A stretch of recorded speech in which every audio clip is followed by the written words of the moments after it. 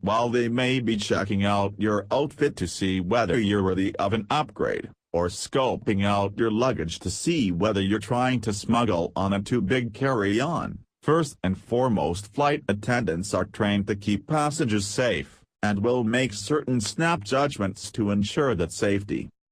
A Quora or a thread that asks what do flight attendants notice about passengers as they board the plane? Reveals exactly what they're looking for. According to Janice Bridger, a flight attendant of 27 years, air travel is fraught with inherent danger. One must be constantly alert and aware of one's situation. So when I greet people, you better believe that I'm always very aware of each passenger who steps through the door of the aircraft. Keep scrolling to see what they're looking for. They check to see whether you're inebriated.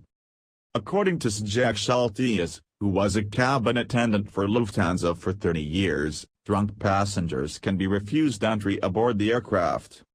If a guest coming abroad is drunk or intoxicated by any drug, it can happen that he or she is not allowed to enter the plane. The first impression is often the right one, and we do refuse passengers who might be a danger for the safety of that flight.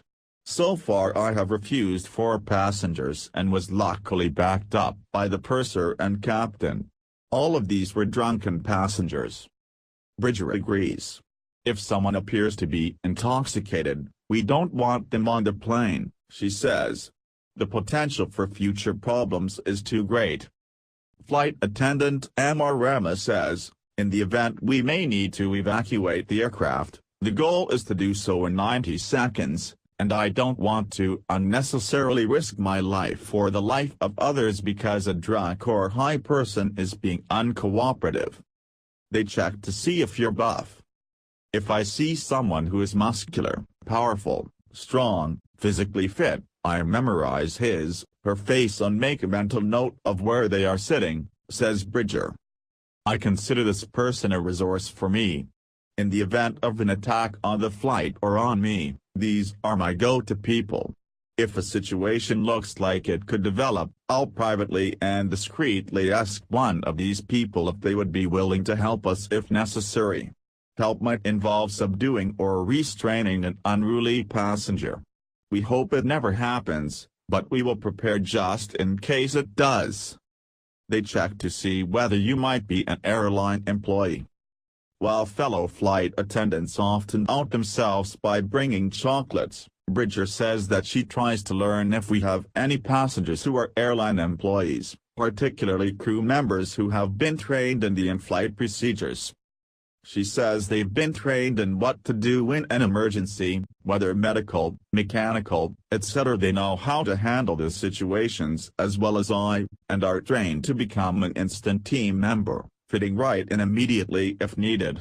They are an invaluable resource for me, and I like to know who they are and where they're sitting. They check to see if you're sick. Miriam Mimi, a flight attendant at Condor since 1994, says, I check if they are drunk, drugged, sick, angry or afraid. That is extremely important, as if I have the possibility to avoid any kind of troubles over the Atlantic, then I address it on ground. I say hello, welcome on board, and listen to how they respond. According to Bridger, I've had passengers board who looked pasty and pale, deathly ill. We removed them, nobody wants their flu germs. Rama agrees. We are in an enclosed space, therefore if you're sick, it's not right to pass it on to others.